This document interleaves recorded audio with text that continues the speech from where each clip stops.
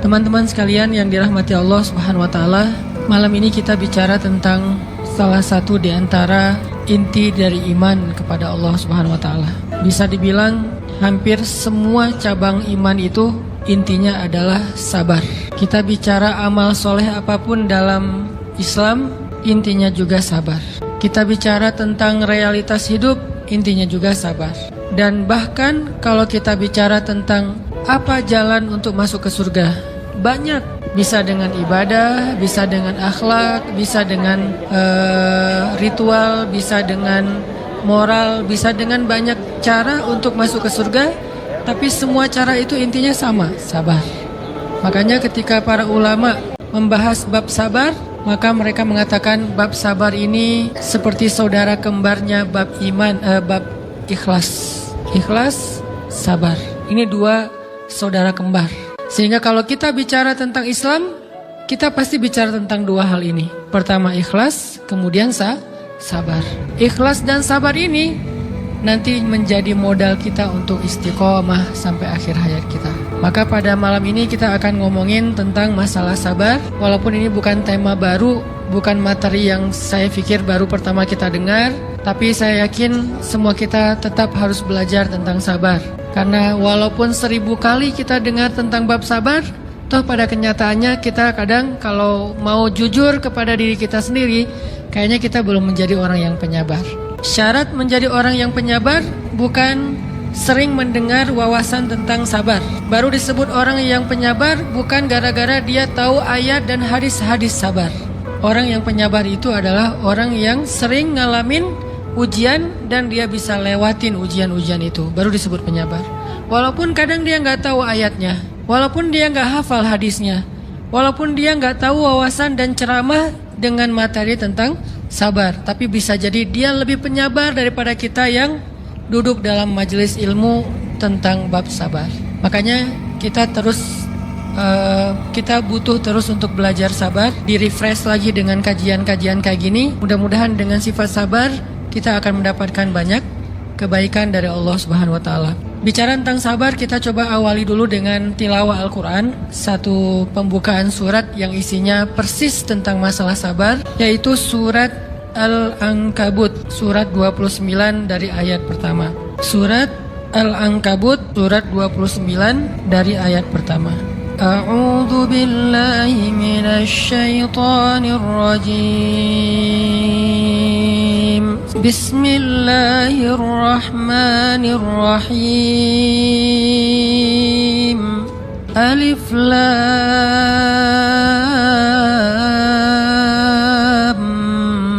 Mim. Ahasiban nasu an yutraku an yaqulu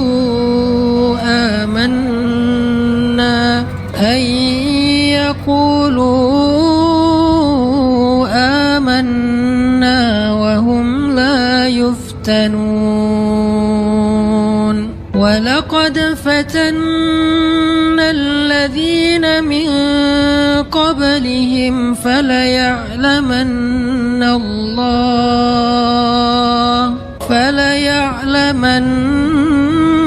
Allahu alladhina sadaqu wa laya'lamanna al-kadhibin. Alif Lam Mim. Apakah manusia mengira akan dibiarkan saja mengatakan kami telah beriman, sedangkan mereka tidak diuji? Dan sungguh kami benar-benar pernah menguji orang-orang sebelum mereka, sehingga Allah Subhanahu wa taala memperlihatkan siapa orang-orang yang benar keimanannya, dan Allah memperlihatkan juga siapa orang-orang yang pendusta. Terus kita loncat ke ayat 10 surat yang sama. Bismillahirrahmanirrahim. Wa minan nasi man yaqulu amanna billah fa idza في الله جعل فتنة الناس كعذاب الله ولئن جاء نصر ذلك ليقولن إنا كنا معكم أوليس الله بأعلم بما في صدور العالمين وليعلمن الله الذين آمنوا وليعلمن المنافقين. Dan di antara manusia ada orang yang berkata, kami beriman kepada Allah. Namun apabila ia diuji di sisi Allah, ia menganggap ujian manusia itu sebagai azab dari Allah. Dan sungguh jika datang pertolongan dari Tuhanmu, mereka pasti akan berkata, sesungguhnya kami ikut bersama kalian. Bukankah Allah lebih mengetahui apa yang ada di dalam dada setiap manusia? Dan sesungguhnya Allah benar-benar mengetahui orang-orang yang beriman, dan sesungguhnya Dia mengetahui orang-orang yang munafik.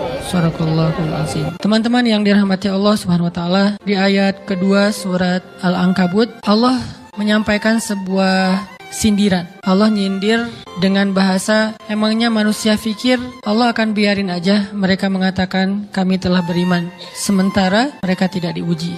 Ini Allah lagi menyindir orang-orang yang selama ini berputus asa setelah beriman, berputus asa setelah berhijrah, berputus asa dan mengeluh setelah bertaubat. Allah lagi nyindir mereka nih. Seolah-olah Allah bilang, kenapa setelah kalian beriman malah kalian masih berkeluh kesah? Kenapa kalian setelah bertaubat malah menjadi ragu kepada Allah? Kenapa kalian setelah berhijrah malah jadi labil? Bukankah harusnya setelah kalian menyatakan kami taubat, kami hijrah, kami beriman, harusnya iman kalian makin mantap? Dan bukti bahwa iman kalian mantap apa? Bahwa ketika kalian diuji, kalian sama sekali tidak goyah. Jadi Allah Subhanahu wa taala seolah-olah mengatakan bahwa ujian adalah tabiat iman, bahwa ujian adalah tabiat iman. Bisa diuji dengan ujian yang kita tidak suka, bisa juga diuji sebaliknya dengan ujian yang kita suka. Bisa diuji dengan ujian yang sifatnya fisik, bisa diuji dengan ujian yang sifatnya harta, bisa juga diuji yang lebih berat lagi dengan ujian yang sifatnya perasaan. Yang jelas, semuanya diuji. Bisa diuji dengan ujian musibah, bisa juga diuji dengan godaan-godaan dari syaitan yang melalui hawa nafsu kita. Bisa diuji dengan kemarahan, dipancing oleh orang lain untuk marah, dipancing di sosmed untuk ngebalas komen-komen mereka, dipancing untuk berdebat, dipancing untuk akhirnya kita saling menjudge, saling menjatuhkan, saling menjelekkan. Ini semuanya bentuknya ujian. Makanya Allah Subhanahu wa taala mengatakan di pembukaan surat Al-Ankabut, kalau ujian itu adalah tabiat iman. Ujian dan keimanan itu nggak bisa dipisahkan. Apa hubungan antara iman dengan sabar? Sehingga Allah Subhanahu wa taala menilai keimanan seseorang itu dengan cara mengujinya. Apa hubungan antara iman dengan sabar? Ternyata ciri yang paling jelas orang yang imannya baik adalah sabarnya. Makin baik imannya, harusnya makin kuat kesabarannya. Jadi orang yang paling beriman itu tidak dilihat dari wawasan agamanya. Itu lebih kepada orang yang berwawasan luas, yang ilmunya banyak. Tapi belum tentu orang yang wawasannya luas adalah orang yang paling baik imannya, belum tentu. Bukankah iblis itu wawasannya luas? Dia mengerti banyak hal yang bahkan kita nggak ngerti. Iblis ngerti tentang dunia di langit. Iblis mengerti tentang alam yang ada di surga, alam yang ada di akhirat. Iblis tahu, bahkan udah masuk surga. Jadi ilmu iblis lebih banyak daripada kita sekarang. Tapi kenapa iblis malah tidak sebanding antara ilmunya, wawasannya dengan ketakwaan dan kesolehannya? Karena iblis tidak sabar dengan sebuah ujian. Ujian iblis apa? Eksis. Itu ujiannya iblis. Dia udah lama eksis, followersnya banyak. Setiap dia posting, orang berlomba-lomba jadi first like. Setiap dia posting, di repost rame-rame. Di YouTube viral. Channelnya tuh paling banyak subscribersnya. Iblis. Coba cari nanti di YouTube iblis. Ada nggak channel? Itu udah viral banget loh, eksis banget. Tiba-tiba datang pendatang baru. Muncul pendatang baru. Pendatang baru ini tiba-tiba melejit. Followersnya langsung nambah, kejar-kejaran akhirnya disalib. Pas lagi kayak gitu, dia nggak kuat dengan ujian nama besar, ujian eksistensi, ujian popularitas, ujian siapa yang lebih dihargai, ujian-ujian kayak gitu. Sama kayak kita kadang-kadang ngerasa udah banyak jasa dalam sebuah organisasi, udah banyak jasa dalam sebuah komunitas, udah banyak jasa dalam sebuah lingkungan, masjid, sekolah, organisasi, teman-teman. Kita yang paling sering berkorban. Tapi ternyata yang eksis, yang masuk media, yang masuk TV justru orang lain. Itu kan ujian ya.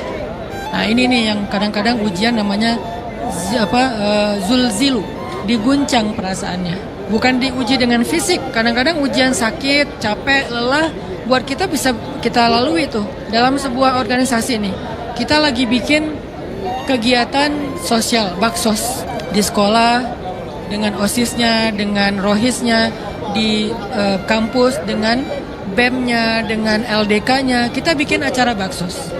Kan effortnya lumayan ya. Kita begadang untuk meeting, kita survei lapangan, kita kerja, malah tidur sehari cuma 1,5 jam, 2 jam.